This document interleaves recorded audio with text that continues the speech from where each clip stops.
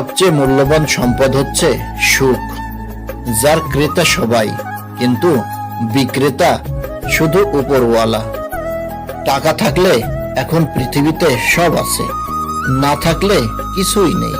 কিন্তু টাকা সব সমস্যার সমাধান নয়। যার টাকা নেই সেও সুখী হয়। টাকা সব দিতে পারে, কিন্তু মানুষের মনে শান্তি দিতে পারে না। ভালোবাসার জগতে যদি প্রাপ্তি বলে কিছু থেকে থাকে, তার নাম বেদনা।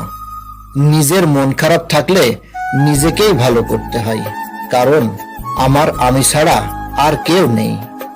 শ্বশুরবাড়ির লোকের জন্য বৌমা একটা কিডনি দান করে দিলেও বলবে দুটো ছিল, একটা দিয়েছে, এ আর এমন কি ব্যাপার। জীবনে দুই ধরনের মানুষের থেকে দূরে থেকো। এক, ব্যস্ত মানুষ,